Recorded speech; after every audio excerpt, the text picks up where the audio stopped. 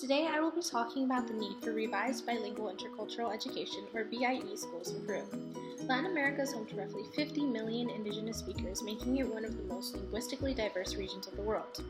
Looking specifically at Peru, over 4 million Peruvian men and women speak in a native language that is not Spanish, 1.4 million of these being young students who study in Peruvian primary schools. But indigenous students in Latin America are consistently one of the most underserved and marginalized groups of students in Peru, and constantly face racism and are negatively stereotyped by their mestizo counterparts. Let's look at some of the context of the colonial roots of the Spanish language. During the time of Spanish conquest, there was a push to unite regions of Latin America by getting rid of the language barriers from one indigenous group to another. Spanish was seen as a language of high sophistication, and although over 90% of the population in Peru spoke indigenous languages in 1821, there was a heavy push to eradicate all indigenous cultures and languages. Castellanization spread, as well as la problema del indio, or the problem of the Indian, along with stereotypes of indigenous people as brown naked bodies and savages. Policy and teachers made it seem as though indigenous students needed to speak Spanish in order to leave their communities and be something better.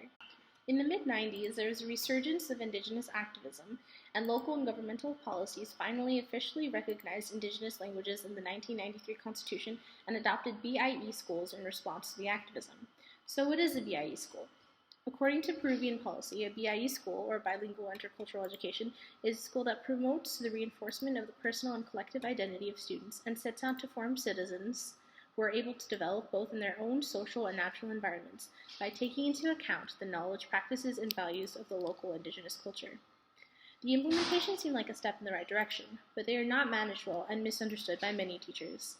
BIE policy requires teaching in Spanish 50% of the time and teaching in native languages the other 50%.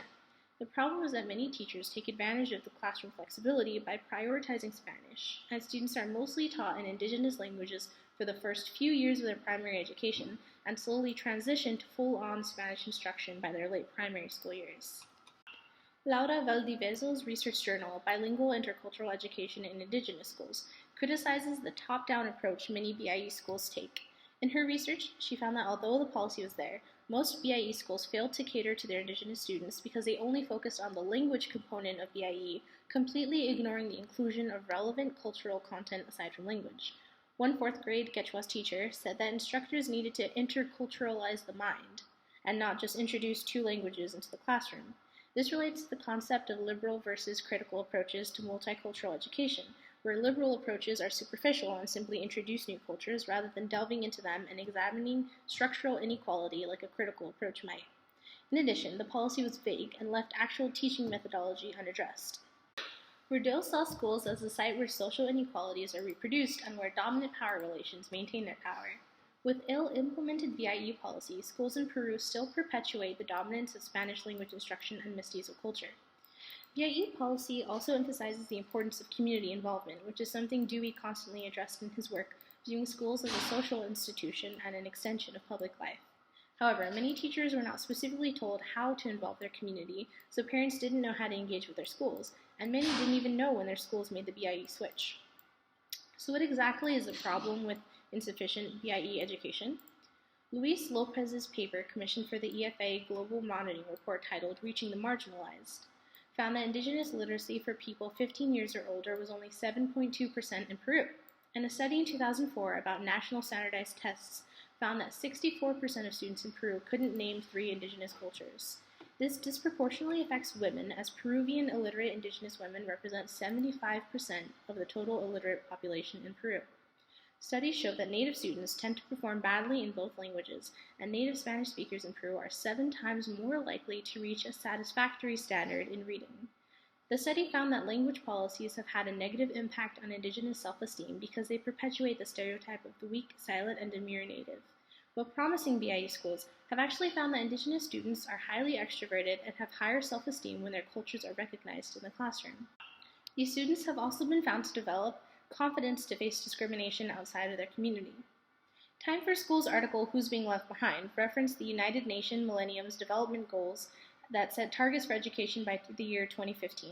The article noted that without reaching minorities and indigenous people, the goal of primary education cannot be met. Let's say 30% of the population belongs to a minority. If you don't reach that minority, you'll never get past 70%. However, reaching Indigenous minorities is a difficult task when policy and hidden curriculum perpetuate what Du Bois calls double consciousness and orientates toward a critical race theory of education. Du Bois, in reference to African American students, states that African American students feel that his race does not amount to much and never will measure up to the standards of other people. The same shame can be felt among Indigenous students. Students feel their two-ness. They are simultaneously a part of Peru and not. They face discrimination no matter what they achieve, even students who speak Spanish fluently, which perpetuates the myth of meritocracy. So, what are some possible solutions? Luis Lopez's study defined 4 different approaches to BIE schooling. Submersion and transitional models see native languages as a threat to national unity. The maintenance and development model sees native languages as a legacy to be preserved, and the enrichment model sees native languages as a political resource to achieve unity within diversity. The policy is there, but by adopting this enrichment model, teachers can begin to implement revised intercultural education in the classroom. They must respect culture, as well as language, and interact with community as often as possible. As it is, there are many lectures available for teachers, but no interactive workshops where educators who work with marginalized groups can interact with one another. And for a more sustainable model, we can begin by encouraging Native students to pursue careers in policymaking and education so that they can preserve their languages and cultures while inspiring youth from their communities to do the same.